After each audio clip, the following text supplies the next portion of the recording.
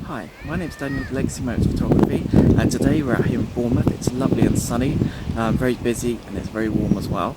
Today I'm out testing the Olympus C8080. That's it right there. We'll go into more details in just a moment. The Olympus C8080 came out in 2004. It was a premium compact at the time, Olympus's top-end compact. It had 8 megapixels, 2/3 size sensors, so bigger than normal compacts, but a lot smaller than a DSLR camera. The camera itself is solidly built. It's got a good lens on it. Apparently it's the same quality as the E1 professional camera, which came out roughly about the same sort of time. So it's got a good quality, build quality to it, and also good lens. The camera itself, I'll just show you. It's quite hefty. It's got a tilty flippy screen. It's got a zoom, but you have to operate a lever to operate it. We'll have a look about that in just a moment. The camera itself has some advantages and disadvantages. Being a 2004 camera, it has the problems of being quite slow, and also it uses some old memory card compact flash, but obviously if you've got some of them it's fine. The advantages are it's very good lens, as I was talking about before. It's solidly built, it's metal with plastic on the outside. It takes fantastic images, and the only other drawback is speed. It focuses quite slowly, and also when you use RAWs it goes quite slowly with that as well, but overall it's a good camera and I feel it's fantastic. In regards to what it can be useful for, it can be useful for landscapes, maybe a bit of street photography with planned. I wouldn't recommend it for action and sports. Events would be fine, but under low light you are going to get that bit more extra noise than you would if you're using a more modern camera.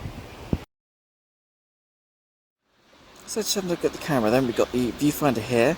That's the wheel to make some setting adjustments. Tilty flippy screen. There's a few buttons here. The command dial. There's also a hot shoe, and that's the flash point there. And also that's to make it towards and also wide angle for the zoom. Okay, let's turn it around. Obviously at the front we've got the lens. That's where the flash would come up, and as you can see, it's got a nice good grip on it as well, very solid. Feels almost like a DSLR grip, to be honest with you. So really the thing you've got to think about is, are second-hand old premium cameras worth it? Well, I can say sometimes they are, sometimes they're not. For example, my Canon 20D and 30D are really good. I've shot my weddings, they still perform really well. 8 megapixels is plenty. Considering this 8K new TV stuff is all only about 8 megapixels, and HD TV is only about 2 megapixels anyway. So if you think about that, it's more than enough, 8 megapixels. I would say there is a point where old cameras are not very good, but if you do your research and go above 3 megapixels and a good quality sensor and you can get it all powered up and everything, then it's definitely worth it looking into it. The other cameras I've got is the Sony R1 as well. That's a good kind of camera I got for £115. We'll talk about that in a different video.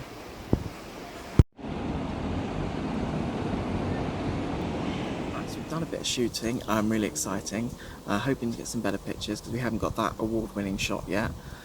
But it's still great fun. It's always good to practice, and I enjoy shooting anyway. This camera produces very good contrasty pictures.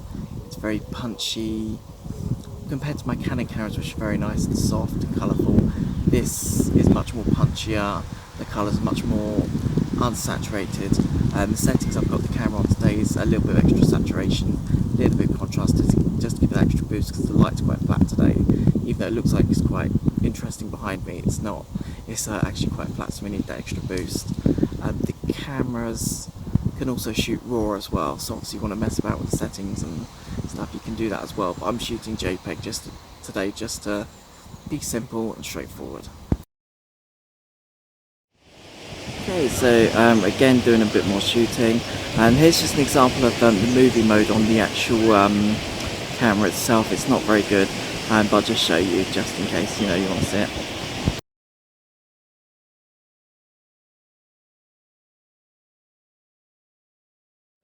Right, it's nearly done now. Just going to take a few more and then we'll go back and review the photos and see what we got.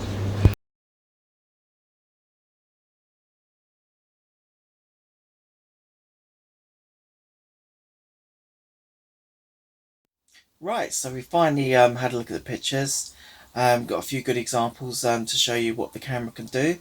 First of all, I'm just going to show you the clarity of the lens. So this is just a board that I took a picture of, just to show you what the actual the text comes out as. You know, see how good the lens is first of all.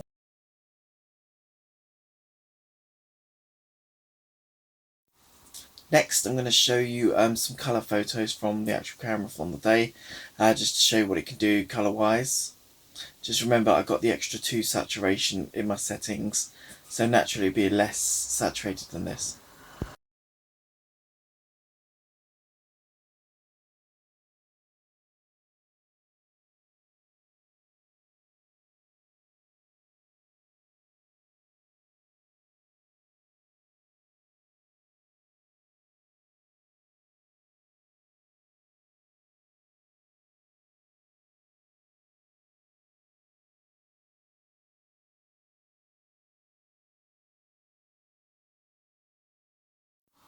And then what find the best from this camera is actually the black and white photos. You can just see from these examples that has a good, nice tone to it. Really impressed with the black and white images I get from this camera.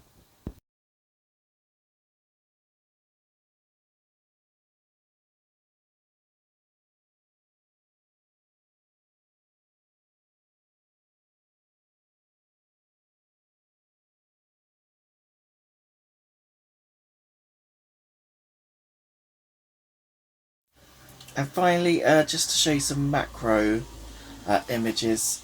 The macro, you can't get too close, but you know, you can get good pictures of photos and that, but you're never going to be able to get better than a proper dedicated macro lens on a more advanced camera, um, specifically, you know, kitted out for macro photography.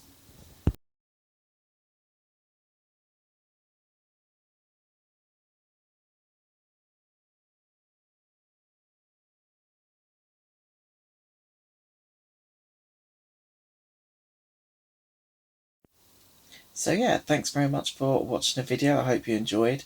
This camera is brilliant for, you know, something a bit different. Some of these retro classic cameras are worth looking into because some of them are really good and they're really cheap as well. The other one I can sort of recommend at the moment is the Digilux 2 from Leica, but that's going up in price, I've seen, but it's a fantastic 5 megapixel camera, that one. Anyway, back to this camera. It's brilliant. Only cost me about 40 quid, so I'm perfectly happy with it, and I'm always looking out for good classic retro cameras. So till next time, bye.